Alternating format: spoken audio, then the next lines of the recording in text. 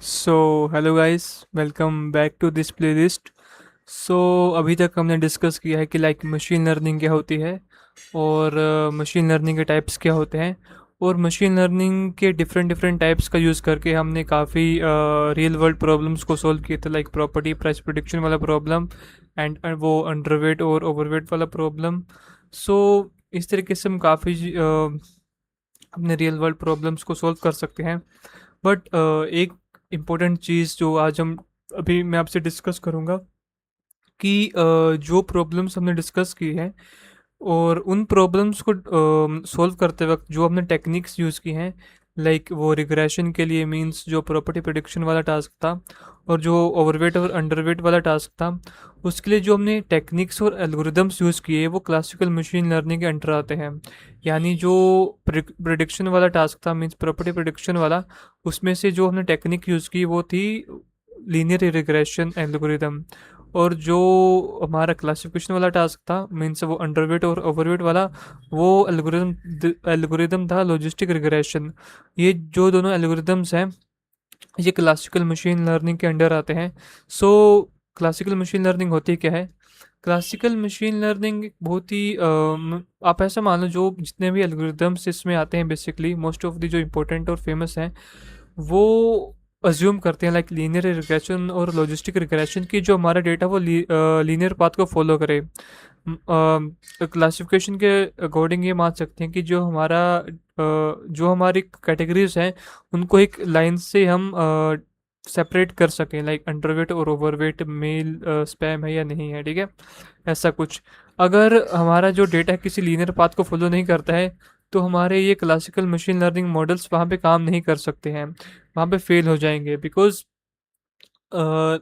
जहाँ पे linear path नहीं है, नॉन लीनियर डेटा के लिए क्लासिकल मशीन लर्निंग मॉडल्स अच्छे से काम नहीं कर सकते।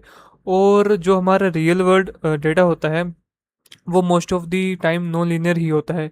तो यहाँ पे ये वाले एल्गोरिदम्स लाइक लीनियर रिग्रेशन और लॉजिस्टिक रिग्रेशन फेल हो जाते हैं बिकॉज ये सब एक लाइन और लीनियर पाथ के अराउंड ही रिवॉल्व करते हैं। ये अज्यूम करते हैं हमारा डेटा लीनियर हो, but most of the time real world में लीनियर नहीं होता, वो नॉन लीनियर होता है। सो अब हमें एक ऐसे एल्गोरिदम्स और ऐसे मशीन लर्निंग मॉडल्स बनाने की ज़रूरत है जो कि non linear data non linear patterns को फाइंड कर पाए हमारे डेटा में और काफ़ी कॉम्प्लेक्स से कॉम्प्लेक्स पैटर्न्स को फाइंड कर पाए और अच्छे से अच्छे प्रिडिक्शन कर सके। सो लाइक जैसा कि आपको पता ही होगा कि मशीन लर्निंग आर्टिफिशियल इंटेलिजेंस का ही एक पार्ट होता है। सो आर्टिफिशियल इंटेलिजेंस जब इन्वेंट होता तो उसका सबसे बड़ा मोटिवेशन और एम यही था कि हम ऐसे सिस्टम्स और ऐसे मशीन से ऐसे एप्लीकेशंस बनाएं जो एक इंसान की तरह सोचें। सो मतलब इंसान सोचता कैसे है? इंसान अपने दिमाग से सोचता है, बट वो दिमाग में मतलब क्या होता है ऐसा कि हम इतना अच्छे से सोच पाते हैं कि मान लीजिए ये आपको मैं एक पेन दिखाता हूँ, ठीक है? अभी मेरे को पेन दिख नहीं रहा है कोई, मान लो आपको पेन दिखाता हूँ, ठीक है? और मैं आपसे पूछता हूँ कि भाई ये क्या चीज़ है, आप बोल दोगे कि ये पेन है, बट आपको कैसे पता कि भाई ये पेन है? तो होता क्या है, जैसे मैंने मान लो आपको पेन दिखाया, ठीक है? वो लाइट सिग्नल के थ्रू आपकी आंखों में रेटिना के पास जाएगा एक स्ट्रक्चर फॉर्म में, फिर उसके बाद न्यूरॉन्स में जाएगा वन बाय वन। हमारे दिमाग में काफ़ी ज़्यादा न्यूरॉन्स होते हैं, वो बहुत लेयर्स में होते हैं कि वो वन बाय वन उसकी उस डेटा जो गया पेन का स्ट्रक्चर्ड फॉर्म में उसकी प्रोसेसिंग होगी और एंड में हमें सिग्नल मिल जाएगा कि भाई ये पेन है, ठीक है? हम अपने दिमाग को एक मशीन लर्निंग मॉडल की तरह समझ सकते हैं जो कि बचपन से ट्रेन हुआ है, जिसको अलग अलग चीज़ें ट्रेनिंग दी है कि भाई ये पेन है, ये बुक है, ये एप्पल है, ये बिल्डिंग है, ये बंदा है, ये बंदी है, ऐसा कुछ, ठीक है? ये सब हमें ट्रेनिंग मिली है और हमें सब पता है कि हमारे दिमाग में जब भी मान लो कोई ये माइक है, ठीक है? माइक मेरे आंखों के सामने है तो ये माइक जाएगा मेरे दिमाग में, वहाँ प्रोसेसिंग होगी और मेरे को लगेगा पता जो आज तक मैंने सीखा है, ठीक है, कि ये माइक है, ठीक है? जैसे कोई नई चीज़ आती है हमें कोई बता देता है भाई ये वाली ये चीज़ है, तो मतलब हमें ऐसे ही हमारी ट्रेनिंग होती है कि हम चीज़ें सीखते रहते हैं और चीज़ों में पैटर्न्स फाइंड करते हैं और हमारा दिमाग एज अ एमएल मॉडल काम करता है। और हम हर वक्त हर टाइम कुछ ना कुछ इनपुट लेते हैं, लाइक अपनी आंखों से, अपनी जीभ से, अपने हाथों से, कहीं ना कहीं से कुछ ना कुछ इनपुट लेते हैं और अपने दिमाग में डालते हैं और दिमाग उसमें ट्रेनिंग और प्रोसेसिंग करता है जिस तरीके से हमारा मशीन लर्निंग मॉडल करता है। तो हमें पता है कि हमारे जो दिमाग होता है उसमें काफ़ी न्यूरॉन्स होते हैं, वही वो कंप्यूटेशंस करते हैं। तो हम ऐसा मशीन लर्निंग मॉडल बना सकते हैं जिसमें अंदर आर्टिफिशियल न्यूरॉन्स हों, और वो वैसे प्रोसेसिंग करे, वैसे मैथमेटिकल कैलकुलेशंस करे, वैसे कंप्यूटेशंस करे जिस तरीके से हमारा दिमाग करता है। I think it will be a good idea ना, बिकॉज हमारा दिमाग जो है वो हर वक्त नॉन लीनियर डेटा से डील करता है। लाइक जो भी हम देख रहे हैं, मैं आपको देख रहा हूँ, स्क्रीन को देख रहा हूँ, बाहर देख रहा हूँ, वो नॉन लीनियर डेटा है, वो लीनियर डेटा नहीं है। तो हमारा दिमाग हर टाइम नॉन लीनियरिटी डेटा में कैप्चर करता है। तो क्यों ना हम ऐसा मशीन लर्निंग मॉडल बनाएं जो कि आर्टिफिशियल ब्रेन की तरह काम करे। तो हम ऐसा कर सकते हैं। तो हमें क्या चाहिए, हमें चाहिए कि न्यूरॉन्स, ठीक है। न्यूरॉन्स, सिर्फ बहुत सारे न्यूरॉन्स होते हैं, और उन न्यूरॉन न्यूरॉन मतलब आर्टिफिशियल न्यूरॉन हम कंसिडर करेंगे। तो उस हम ऐसे सिस्टम बना सकते हैं कि उसमें बहुत सारे न्यूरॉन्स हो और एक न्यूरॉन हर दूसरे न्यूरॉन से कनेक्टेड हो, ठीक है। तो ऐसा ऐसा सिस्टम एग्जिस्ट करता है। और आपको मैं बता दूं, ये बहुत ही स्ट्रक्चर्ड फॉर्मेट होता है। तो अभी मैं आपको दिखाऊंगा कि हाँ भाई वो किस तरीके से मतलब होता कि क्या है वो। Let me show you. या दिस, जैसा आप देख सकते हैं कि ये हमारा न्यूरॉन है, ठीक है। तो जैसे ये हमारा न्यूरॉन है, ये वाला सेल बॉडी के अंदर, ये ब्लू सा, इसके पास काफ़ी सिग्नल आते रहते हैं कि लाइक ये डेंड्राइट से, फिर ये उन इन सिग्नल्स के ऊपर मैथमेटिकल कंप्यूटेशंस करता है, कुछ प्रोसेसिंग करता है, और भी आउटपुट अगले न्यूरॉन को रिटर्न करता है। जो ये चीज़ें आपको दिख रही है ना टर्मिनल्स के आगे, ये अगले न्यूरॉन का इनपुट होगा, ठीक है। तो हमने सोचा भाई कि हम भी क्यों ना ऐसा सिस्टम बनाएं कि एक न्यूरॉन होगा, उसको अभी के ठीक है, उसको कुछ इनपुट आएगा, वो उस इनपुट में प्रोसेसिंग करेगा, और वो अगले न्यूरॉन को दे देगा, या हमें आउटपुट दे देगा। तो अभी के लिए चलो हम एग्जांपल से समझेंगे कि हम कैसे ये न्यूरल नेटवर्क बना सकते हैं।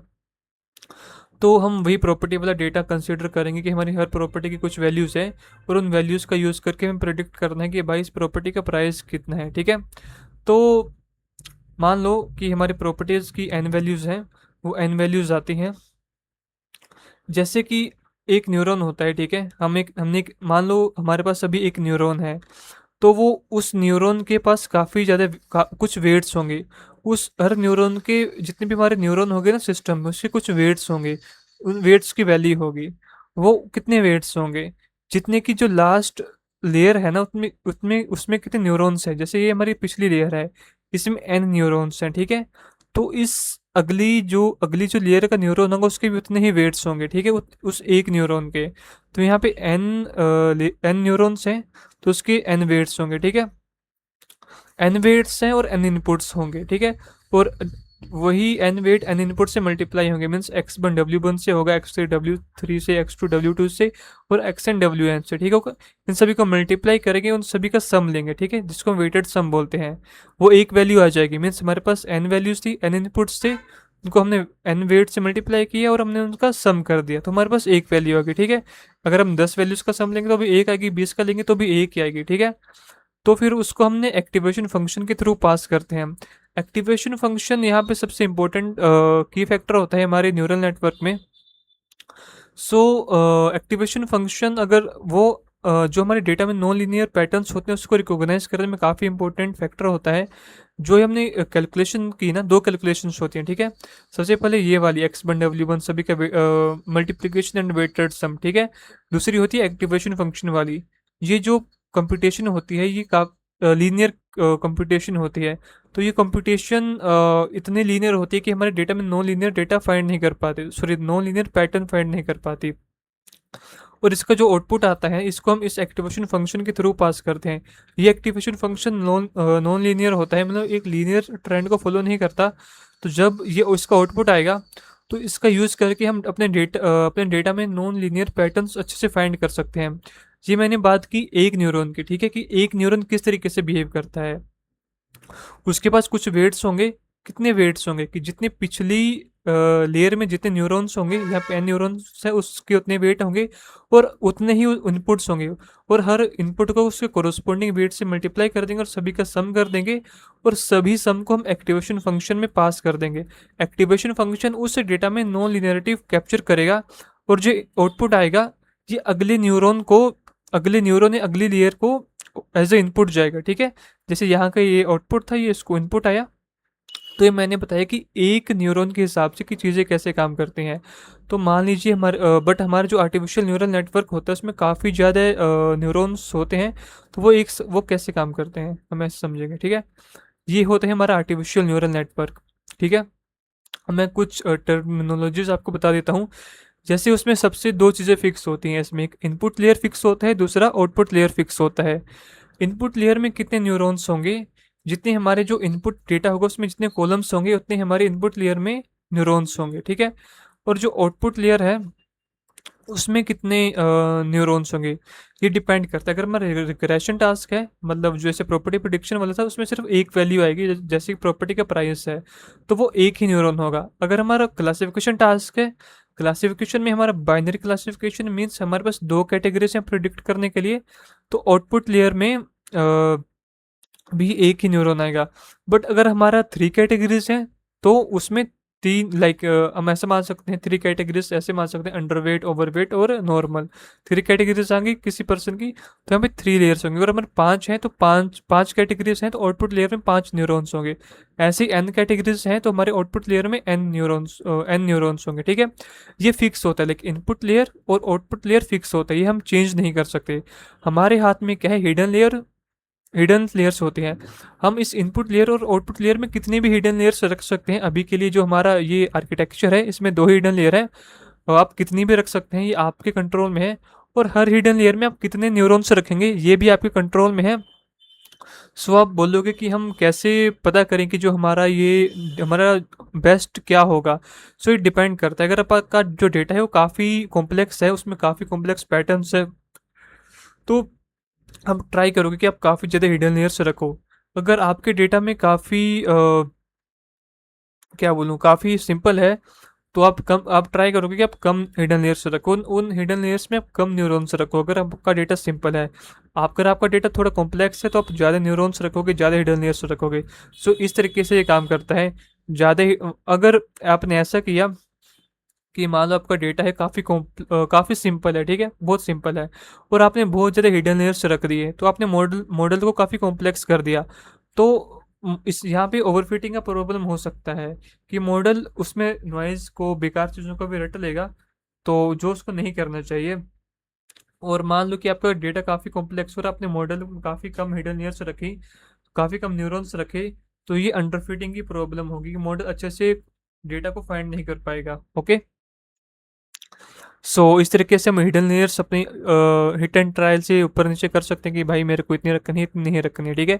और जिस तरीके से मैंने आपको लास्ट एग्जांपल में बताया, लास्ट आर्किटेक्चर में बताया कि हाँ, जिस तरीके से ये न्यूरॉन काम करेगी, ये न्यूरॉन भी वैसे काम करेगा, ये भी वैसे काम करेगा, ये भी वैसे काम करेगा।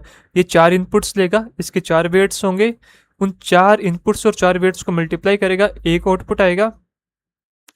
फिर एक आउटपुट आएगा तो ये आउटपुट एक आगे देगा, ठीक है। एक आउटपुट ये सभी न्यूरॉन्स को देगा, इन चारों न्यूरॉन्स को देगा, ठीक है। ये भी चार इनपुट लेगा, चार वेट्स होंगे इसके भी, सॉरी सॉरी, ये तीन इनपुट्स लेगा, इसके तीन वेट्स होंगे, तीनों इनपुट्स तीनों वेट्स से मल्टीप्लाई होंगे और एक आउटपुट देगा। सेम तीन इनपुट्स लेगा, तीन वेट्स से मल्टीप्लाई होंगे, एक आउटपुट देगा। तीन इनपुट्स होंगे, तीन वेट्स होंगे, बिकॉज तीन न्यूरॉन से एक आउटपुट देगा। सिमिलरली ये जो इनके आउटपुट है ना, इन चारों के, ये इनके लिए इनपुट होंगे। मान लो इसकी बात करो, इसकी पिछली लेयर में चार न्यूरॉन्स हैं, तो ये चार इनपुट लेकर उसके चार वेट्स होंगे, चारों इनपुट्स चारों वेट्स से मल्टीप्लाई होंगे, एक आउटपुट देगा। सिमिलरली चार इनपुट्स होंगे और चार वेट होंगे, एक आउटपुट देगा। सेम इन दोनों का भी। और इसका ये चार इनपुट्स लेगा, बिकॉज पिछली लेयर में चार और उसके चार वेट्स होंगे, एक दो तीन चार, तो ये एक आउटपुट देगा। जो आउटपुट देगा वही प्रिडिक्टेड वैल्यू होगी। अभी के लिए हम प्रॉपर्टी प्राइस प्रिडिक्शन का एग्जांपल ले रहे हैं, तो ये प्रॉपर्टी का प्राइस होगा। हमने क्या किया, हमारे तीन कॉलम्स थे प्रॉपर्टी वाले डेटा में, इनपुट डेटा में, उन तीनों कॉलम्स को पास कर दिया। यहाँ पे हम इनिशियली रैंडम वेट्स रखते हैं अपनी मर्जी से, मतलब कुछ भी रख सकते हैं हम, तो वो सभी से मल्टीप्लिकेशंस होगा। यहाँ पे चार इनपुट जाएंगे, चार आउटपुट जाएंगे, वही चार आउटपुट इन चार लेयर्स के लिए इनपुट होंगे। फिर यहाँ से आउटपुट जाएगा, चार आउटपुट जाएंगे, और वो इसके लिए इनपुट होंगे चार। फिर एक आउटपुट आएगा जो कि प्रॉपर्टी का प्राइस होगा। फिर मान लीजिए हमारे पास दो चीज़ें, predicted price and actual price. Actual price हमारे पास डेटा में था, फिर हम कंपेयर करेंगे प्रिडिक्टेड प्राइस एक्चुअल प्राइस से कितना दूर है। फिर हम ट्राई करेंगे जो ये वेट्स हमने रैंडमली असाइन किए थे इनमें ऐसे क्या अपडेट करें कि वो कि जो प्रिडिक्टेड वैल्यू है वो एक्चुअल वैल्यू के क्लोज आ जाए। तो हम अपने वेट्स को एडजस्ट करते हैं, हम ऑप्टिमाइजेशन एल्गोरिदम्स लगाते हैं like gradient descent Adam optimisation, अलग अलग टेक्निक्स लगाते हैं। वो जहाँ का कोर डिफरेंशिएशन होता है कि मैं अपने वेट्स में ऐसा क्या चेंज करूँ कि एक्चुअल वैल्यू और प्रिडिक्टेड वैल्यू में डिफरेंस कम से कम है, मीन्स वो ऑलमोस्ट जीरो हो जाए। तो हमने वेट्स को चेंज करते हैं, हमने पहली रो भेजी, हमारी प्रिडिक्टेड वैल्यू आई, ठीक है। यहाँ से रो भेजी, यहाँ एक वैल्यू आई, और इस स्टेप को बोलते हैं फॉरवर्ड प्रोपोगेशन, ठीक है, कि हमने गिवन वेट्स का यूज़ करके एक प्रिडिक्टेड वैल्यू की, ठीक है। फिर उस प्रिडिक्टेड वैल्यू को हम एक्चुअल वैल्यू की ट्राई करते हैं उसके क्लोज जाए, तो हम फिर वापस जाते हैं अपने इस न्यूरल नेटवर्क में, हमने इन जो वेट्स यहाँ पे थे उनको ऐसा चेंज करते हैं कि भाई जो ये प्रिडिक्टेड वैल्यू है वो एक्चुअल वैल्यू के क्लोज आ जाए। तो इसको बोलते हैं बैकवर्ड प्रोपोगेशन। सो आप समझ गए ना, forward propagation mean input data आया, इन वेट्स का यूज मल्टीप्लिकेशन एडिशन सब हुआ, फिर यहाँ पे एक वैल्यू प्रिडिक्ट होके आ गई, ठीक है। फिर वो value predicted value actual value के क्लोज नहीं थी, वो एक्चुअल में क्लोज होनी चाहिए, जो हमारी प्रिडिक्शन है वो एक्चुअल डेटा के क्लोज होनी चाहिए। तो वो फिर से आता है अपने बैकवर्ड प्रोपोगेशन में, अपने वेट्स में ऐसे चेंज करता है, यहाँ पे ऐसे चेंज करता है कि एक्चुअल वैल्यू और प्रिडिक्टेड वैल्यू क्लोज हो जाए।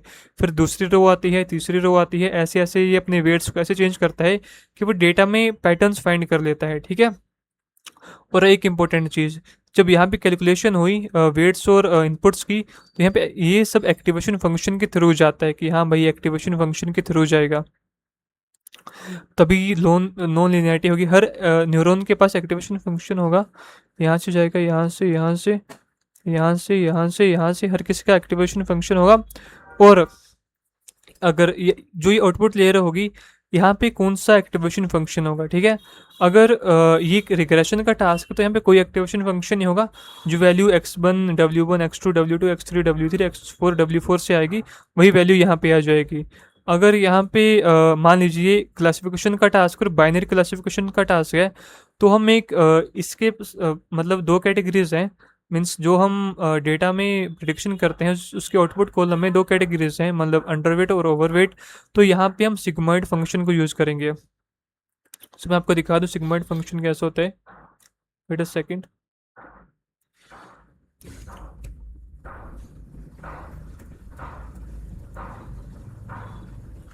सो sigmoid function looks like this. So या sigmoid function कुछ ऐसे दिखता है। तो ये उसका मैथमेटिकल इक्वेशन है और ये उसका ग्राफ है। सो होता क्या है कि जो सिग्मॉइड फंक्शन होता है वो माइनस इन्फाइनाइट से लेकर प्लस इन्फाइनाइट तक रेंज की वैल्यूज ले सकता है, और जो रिटर्न करता है वो 0 से 1 के बीच रिटर्न करता है, ठीक है। मतलब आप कितनी भी बड़ी से बड़ी वैल्यू लेगा, वो उसका जो आउटपुट होगा वो 0 से 1 के बीच में देगा, ठीक है। ये सिग्मॉइड फंक्शन की वो प्रॉपर्टी होती है, आप इसको याद रख सकते हैं, आपको इंटरव्यूज में पूछ सकते हैं। तो होगा क्या कि यहाँ पे कितनी भी बड़ी वैल्यूज आ सकते हैं, बिकॉज मल्टीप्लिकेशन और एडिशन है, वो कितनी भी बड़ी वैल्यूज लेके आ सकता है। बट जो यहाँ पे वो आउटपुट आएगा उस आउटपुट को मैं एक्टिवेशन फंक्शन से पास करूँगा, तो वो 0 से 1 के बीच में आएगी, ठीक है। अब यहाँ पे याद रखना हम क्या कर रहे हैं, दो कैटेगरीज के बीच में प्रिडिक्शन कर रहे हैं कि ये कैटेगरी आएगी कि वो कैटेगरी आएगी। तो हम ये पहले डिसाइड कर चुके होंगे कि अगर 0.5 के ऊपर आएगा तो हम कैटेगरी फर्स्ट को प्रिडिक्ट करेंगे। अगर यहाँ पे वैल्यू 0.5 के नीचे आएगी, 0 या 0.5 के बीच में आएगी, तो वो कैटेगरी 0, अगर 0.5 और 1 के बीच में आएगी तो कैटेगरी 1, ठीक है। हम ये अपने बिजनेस लॉजिक के हिसाब से डिसाइड कर सकते हैं। तो या इस तरीके से चीज़ें काम करती हैं, एंड इस तरीके से हमारा आर्टिफिशियल न्यूरल नेटवर्क काम करता है। सो हमारा जो आर्टिफिशियल न्यूरल नेटवर्क होता है इसकी स्टडी को हम बोलते हैं डीप लर्निंग, ठीक है। डीप लर्निंग क्यों बोलते हैं कि ये बहुत सारी हिडन लेयर्स होती हैं, इसलिए इनको।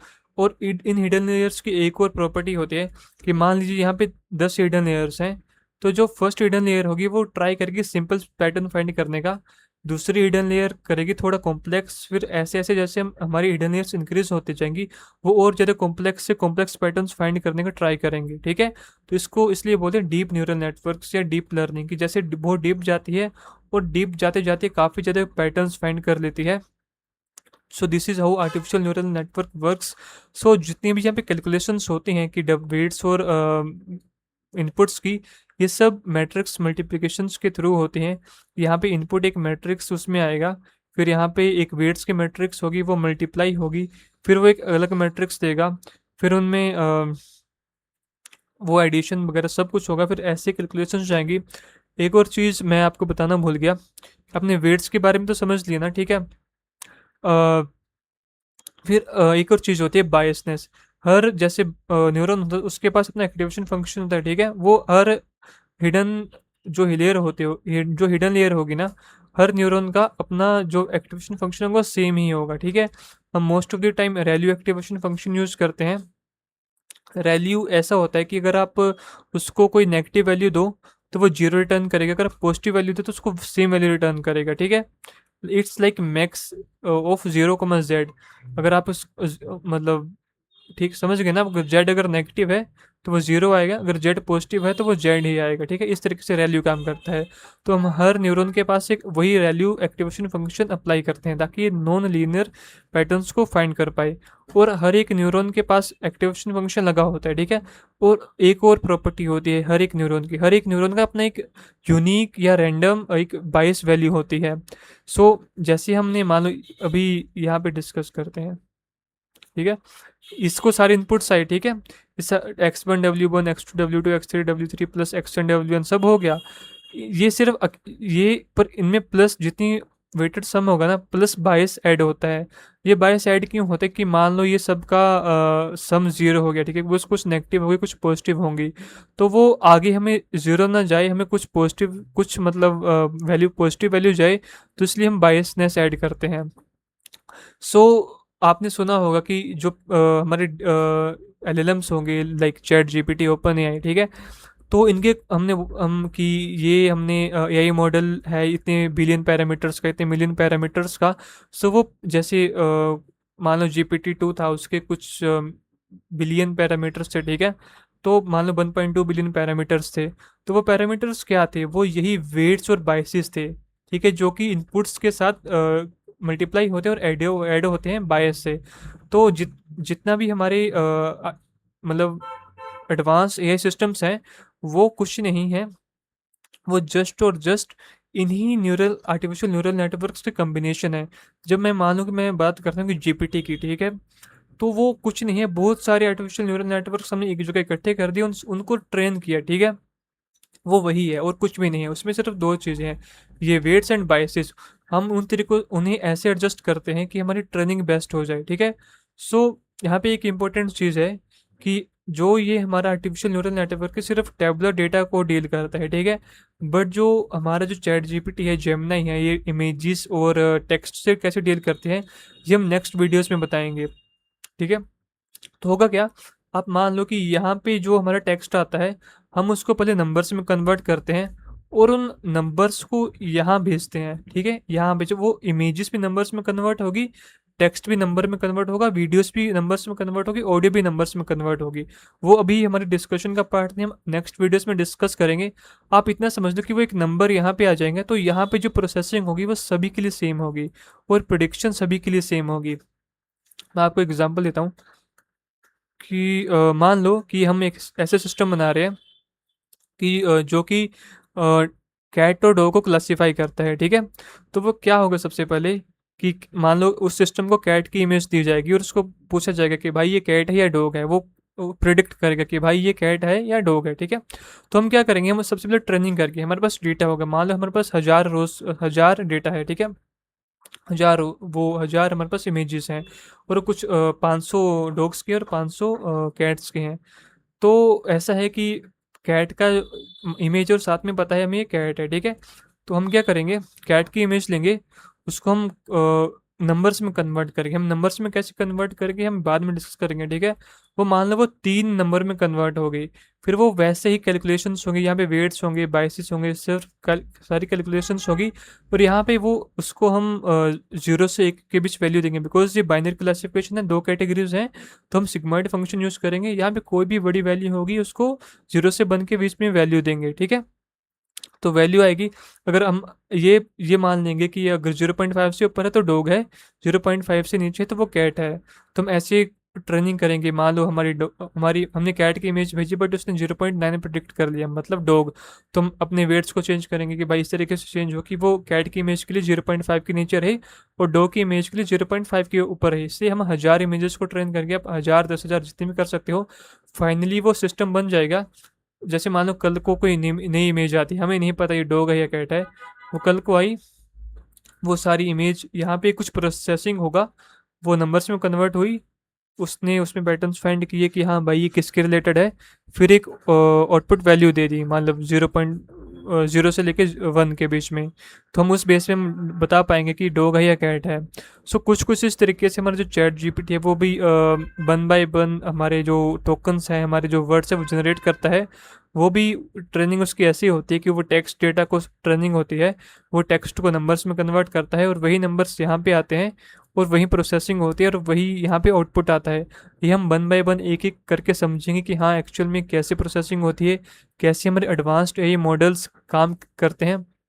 सो आई होप अभी तक आपको कुछ ना कुछ आइडिया लगा होगा कि जो किस तरीके की, लाइक ये हमने बेस समझा कि जो हमारे एडवांस एआई सिस्टम्स हैं like chat GPT, Gemini, cloud है, उनका बेस क्या है। वो सिर्फ कुछ नहीं है, यही आर्टिफिशियल न्यूरल नेटवर्क्स की कम्बिनेशन है।